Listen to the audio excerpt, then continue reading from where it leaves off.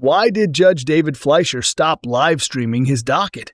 The judge has not issued a statement, so officially, we do not know. Luckily, as a YouTuber, I am obligated to do deep dives into topics of interest, gather all the information, and then post my opinion. So, why did Judge FLEISCHER stop live streaming? You might be surprised by what I found. All my research notes are linked in the description below. According to courtroom files, a January 23, 2025 video from the Harris County Criminal Law Association, HCCLA, on cameras in the courtrooms and live streams, featuring a discussion between 3 Texas criminal defense attorneys, hosts Murray Newman and Justin Harris, and their guest, Mark W. Bennett. Kind of gives us a background as to exactly what he's been facing and the obstacles he's up against when it comes to live streaming his court. I think this is spot on, so I took an in-depth look at the video to see what insights we could gain. First, a few facts on the ground. Number 1, court proceedings are public. The Supreme Court and federal and state courts have held that, quote-unquote, the press and public have a similar independent right under the First Amendment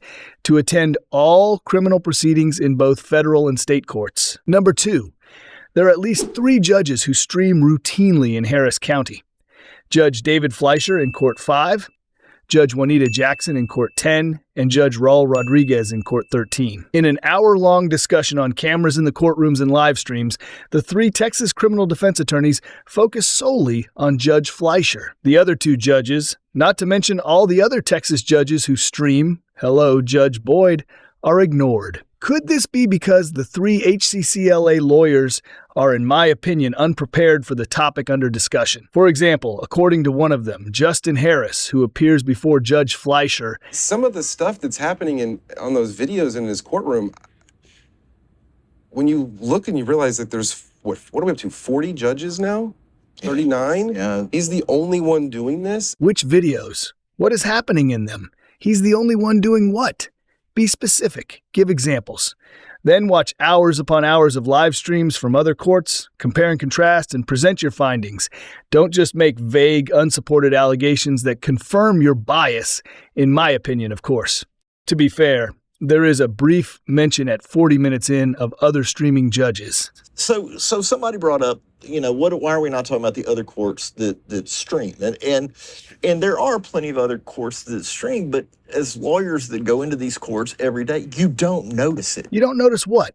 Why are these lawyers so vague? Mr. Bennett demands to know, tell me who else is doing things like telling a defendant that he's going to spank them. Right. Tell me who else is getting these clips that's this fantastic behavior that is getting this sort of attention, and I will turn the eye of Sauron upon them. Okay, let's get into this allegation because it is often offered as, quote-unquote, the best evidence that he's not treating people with dignity and respect in order to juice up his live stream. He could be a good judge and treat everybody before him with dignity and respect. Absolutely. And as a result, there wouldn't be these clips out there saying, oh, judge threatens to spank guy. Right. That's the worst of it, right? Right. That this is the best evidence that he's not treating people with dignity and respect is the way that the people who are feeding his fans are promoting the material. I watched the full video several times, and I could not find one time where any of the lawyers said that they have reviewed these famous clips. In fact, Mr. Harris went out of his way to mention that he did not see any such thing. I haven't seen a clip of him saying he would spank somebody. If only there was a way one could find clips on YouTube, like, for example, a search bar. Luckily for you, I am very tech savvy, so I was able to unearth these obscure clips for you to check out. Here are 3 representative clips. All are titled a variation of Judge FLEISCHER threatens to spank defendant. Must get that sweet click, mustn't we? And in all of them, without fail, Judge FLEISCHER says the exact same thing. I will spank you with a ton of jail time. You and I are going to work on that together. And if you don't, I will put you over my knee like a little child and I'm going to spank you with a ton of jail time. But if you continue to make the same mistake where you endanger other people's lives, I will treat you like a child. And like a child, I will put you over my knee and spank you like a little child, but it will be with a ton of jail time. I'm going to get through to you. If I need to put you over my knee and spank you like a little child, I'm going to do it. But I'm going to do it with a ton of jail time. Do you understand? So to recap, the lawyers allege that Judge FLEISCHER and only Judge FLEISCHER does not treat defendants with dignity and respect because he live streams. Their proof: clips of the judge threatening to spank defendants that none of them have viewed. The clips show Judge Fleischer telling defendants he will quote-unquote spank you with a ton of jail time. In my opinion, it is unprofessional for a lawyer to be unprepared. Moving on. Number 3. Mark W. Bennett is a Texas criminal defense lawyer. According to his site, one of his favorite appellate law topics is free speech law. As such, Mr. Bennett came up with a defense that freed quote-unquote dozens of adults from convictions for explicit online solicitation of minors. In my opinion, way to stand up for free speech. Except, of course, when it comes to Courtroom 5 and Judge Fleischer, arguably one of the best judges in Texas, if not the country. But I digress. Back to the facts. Number 4. Mr. Bennett states that, quote-unquote, cameras in the courtroom are cool. He does not generally watch video. He has not had a case in Court 5. There's always some courts that we enjoy as defense attorneys better. There's courts that prosecutors enjoy better. And then there's some courts that you're like, oh my God, I can't believe I have to go to that court. And where does Court 5 fall for you at this point? I don't think I've had a case in Court 5. The judge wears a fancy monkey suit. Court 5, broadcasting their proceedings, people are watching and they're like, oh, look at the judge in his fancy monkey suit and look how he's telling this defendant that he's going to spank him. Oh, this is very exciting. And some other judges, 15 other misdemeanor court judges who were going about their day's business, people probably wouldn't watch. It's not fun stuff to watch generally. But they're, some of them are doing a lot of good for the people before them anyway without being buffoons about it. In my opinion, for a person who is supposed to deal in facts and evidence, Mr. Bennett is wildly unprepared to discuss Judge Fleischer. Mr. Bennett does not appear in Court 5. He does not generally watch court live streams. He treats the judge with an appalling lack of dignity and respect, and he presents no evidence to support the wild allegations he flings at the judge. And speaking of wildly unprepared and treating Judge Fleischer in a way that doesn't sound very dignified or respectful, both Mr. Newman and Mr. Harris fit that description in my opinion. For example, Mr. Newman appears to refer to Judge Fleischer's court coordinator, a valued public employee, as quote-unquote, the Fleischer Mafia. Are these public? Yeah. Is Victoria Guzman Bernal the coordinator for the court? I don't know. I'm not sure. I've only had a handful of cases in there. Mark, But- you apparently need to check your inbox. Oh, good. Oh, wow, that's a little disconcerting. We've got the Fleischer Mafia is after us. And Mr. Harris's fantasies about Judge Fleischer are just unseemly, in my opinion, of course. I'd like them to show that there's like a reason for why he's not using dignity and respect if he's not being dignified and respectful. Would he say that he's not being dignified and respectful, though? Or is I haven't this- seen a clip of him saying he would spank somebody, but if a sitting judge says that they're going to use corporal punishment on a defendant in their courtroom, that doesn't sound very dignified or respectful to me. Just so we're clear, Mr. Harris demands Judge Fleischer show the reason for why, quote-unquote, he's not using dignity and respect. Mr. Harris has no proof for this allegation. Quote-unquote, I haven't seen a clip of him saying he would spank somebody. Mr. Harris then fantasizes about a judge threatening to, quote-unquote, use corporal punishment on a defendant, and based on his rich imagination, somehow Mr. Harris ends up disappointed with Judge Fleischer. Quote-unquote, that doesn't sound very dignified or respectful to me. The pigeons in a nearby park were startled by the echo from my facepalm. Finally, fact number 5. Judge Fleischer will turn off the camera if the attorney asks. Here's a clip showing him doing just that. Mr. Bukes, coming up. Can you turn the live stream off? And here is Mr. Bennett. Certainly ask that he turn the camera off. Yeah. And I understand that he's been acceding to that request when people are making the request that he turn the camera You off. simply ask him to turn it off, and he turns it off. Then I think everybody needs to know that they can do that. And then it's up to them whether they do it or not. To recap, Judge Fleischer does not in fact threaten to beat up defendants, and lawyers can always ask him to turn off the camera, which he does right away. So what exactly is the problem then? The HCCLA lawyers allege that because he is live streaming, Judge Fleischer, number 1, hurts people and treats them without dignity and respect. Number 2, deprives people of due process by focusing extra attention on them. And number 3, clowns around and uses his position for personal social gain. Sprinkled throughout are a few complaints about us content creators denizens. We'll touch on those briefly as well, because not only are they quite amusing, but they are also very revealing. Just not in the way the HCCLA lawyers intended. Back to Judge Fleischer and his alleged dastardly deeds. Before we can blame the judge for doing X, Y, and Z because he live streams, We need to show that he is, in fact, doing X, Y, and Z.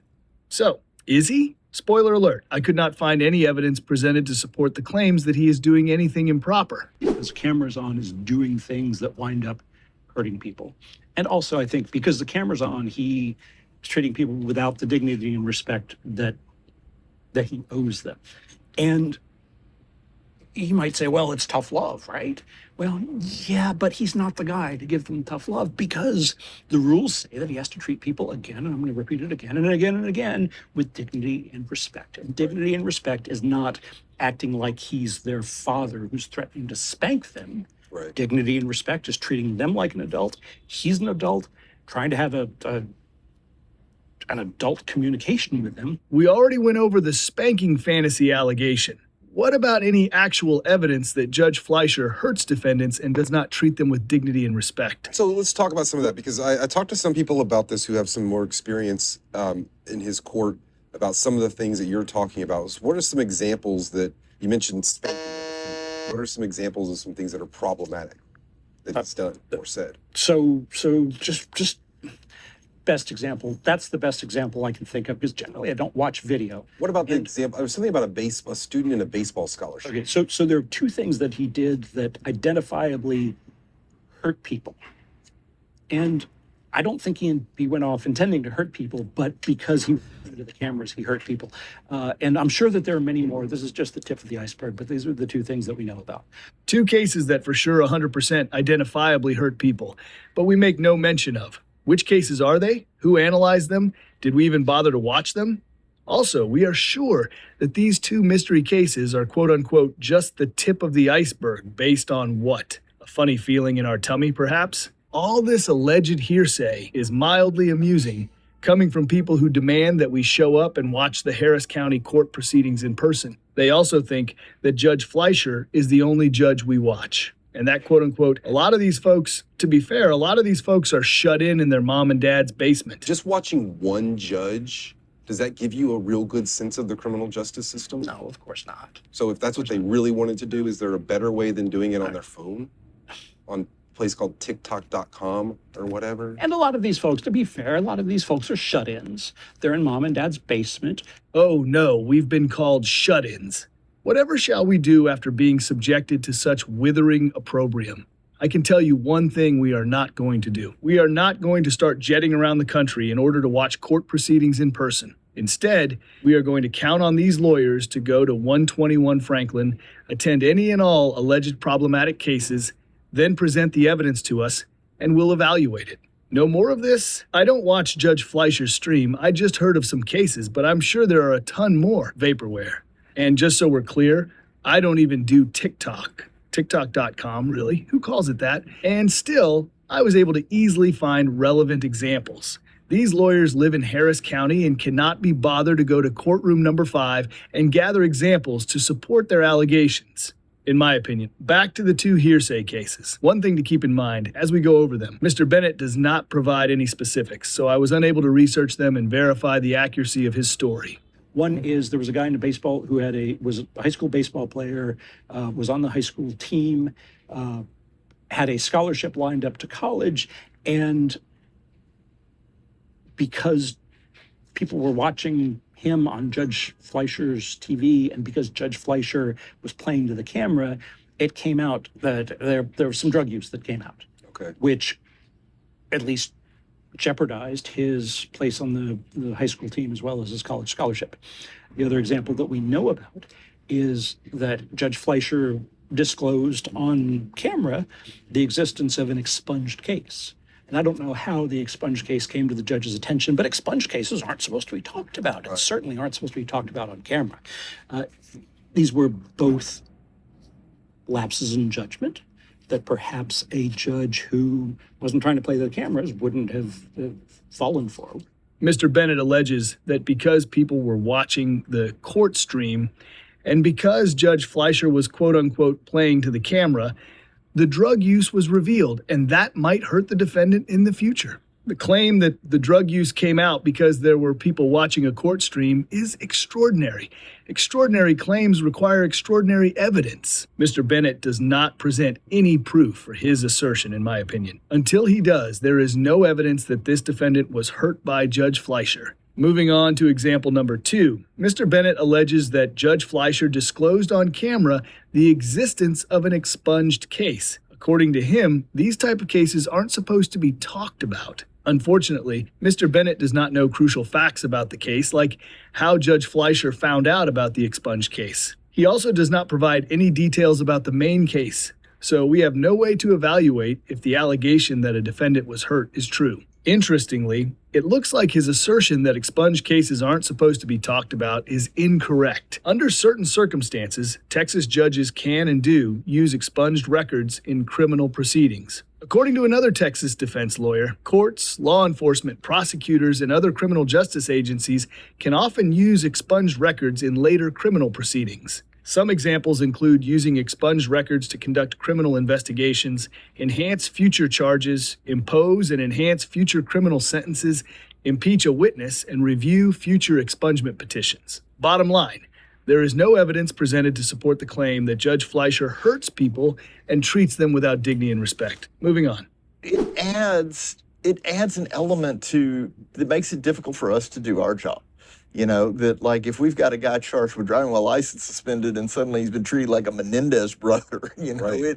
it's adding a level of difficulty for what should be a relatively minor offense that, you know, that might have been a run-of-the-mill case, and all of a sudden, oh no, we saw this one. This is a bad one on Judge FLEISCHER's channel or whoever's broadcasting it over. And I mean, it's adding an extra layer of punishment, and it's kind of evaporating your due process in the process. When we have this level of attention to that, it's almost like they get over-punished than anybody else in any of the other 15 courts. Yes. You have people that are getting extra attention when, you know, it goes without saying that these people are innocent until proven guilty. Sure. And they're not being treated as such. And if and when their cases are dismissed or they get not guilties, they're entitled to expunctions, but the stuff on the internet's never going to be expunged. When you make the extraordinary claim that a judge deprives people of due process, you better have some solid evidence to support that, or even some evidence. Okay, fine. Any evidence. Like, for example, go over one of his cases, discuss how it should unfold if due process was afforded, then show how it deviated from that, what happened to deprive the defendant of their due process rights, and how live streaming caused the problem. Instead, here is what we get in support of the allegation that Judge FLEISCHER deprives people of due process by focusing extra attention on them because he's playing to the camera. Some randos on the internet watch clips of court proceedings and form opinions about them. And that is, quote unquote, adding an extra layer of punishment and is kind of evaporating your due process. Moving on. What about the people who end up entitled to have their records sealed or expunged? Courtroom Files makes a very good point about this. There's a lot of talk in this thing that we just watched and across the interwebs when it gets debated about whether or not courts should be streamed, about the quote unquote damage it will do to the defendant. I think it's overplayed. And here's why I think that. I didn't find a single case. Now, it doesn't mean it doesn't exist, but I didn't find a single case where somebody titled their video, Defendant John Smith accused of DUI, in front of Judge FLEISCHER. Nobody's using these people's names. So for you to say, well, it's out there now forever, sure, but only if somebody happens to stumble across it and go, oh, I recognize that face. He's right. Not only have I never seen a video titled or tagged with a defendant's name, but in Texas, quote unquote, most case files, court records, docket sheets, trial dates, etc., are considered public records. Mind you, I am actually sympathetic to the argument that some records should not be publicly available. It would be better to wait until a person is convicted before doing that. But I digress. One more quick thing about cases that qualify to be expunged or sealed from public view. If a person is found not guilty or the case gets dismissed, they have a right to a legal procedure, which is an expunction, which legally erases it from ever happening. And they are entitled to that under the law, that it just did not happen. But what do you do because the internet is forever? And if they get a deferred adjudication probation, they're entitled to non-disclosure, which seals it from public view. And again, they can deny that it ever happened. And this is vastly the majority of all the cases that go before Judge Fleischer are eventually going to be entitled to one of these remedies, well, you can never get TikTok expunged. Right. Your name's out there. You're out there on YouTube. You're out there on TikTok forever. The claim is made that the majority of the cases that go before Judge Fleischer are entitled to one of these remedies. In my opinion, there's something off about this claim other than the fact that it's unsupported. How hard would it have been to get the total number of cases for, say, 2024, quickly identify and eliminate those that do not qualify for these remedies and support your claim? Anyway, here is why I think there is something off about Mr. Bennett's claim. There are certain requirements you must meet in order to qualify for an expungement in Texas. For example, you do not qualify if you plead guilty. And with a DWI or an assault, you qualify if and only if, quote unquote, they are dismissed without probation and do not result in a final conviction. Most cases before Judge Fleischer receive some type of probation. So wouldn't that make all those cases ineligible? Or does the probation requirement only apply to the final case outcome? If only I were a Texas lawyer who bothers to support my claims, we would have some clarity on this. So, does Judge Fleischer deprive people of due process by focusing extra attention on them? Again, we have no evidence of that, so we're moving on. We have seen some of the mocking things that you're talking about and some of the concerns that other people have expressed. There's a body of evidence that shows him as a judge who doesn't behave the way that a judge should behave. Most of what we do in court is boring. Most of what judges do in court is boring. And to feed that drama and to get more time on TV and get more love and get more, more hugs and strokes and whatever you get from social media, I think there's great temptation for a judge to play it up for the camera. The bench is owed the dignity and respect. Whoever gets elected to that position owes it to the position and to the people before him to be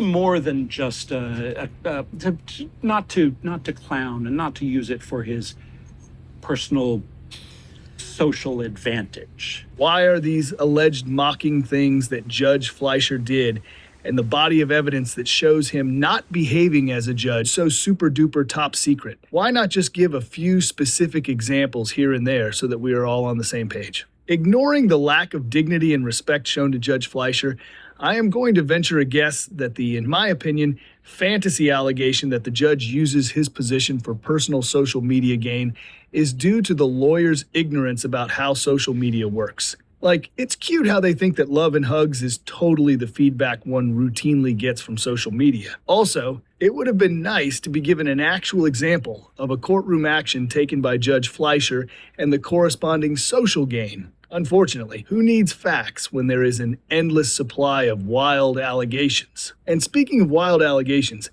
the allegations that have concerned me the most, and I have not witnessed this with my own eyes, but I've certainly heard it from people that are monitoring it, is that he developed a YouTube channel. So it's beyond just how he acts on the bench.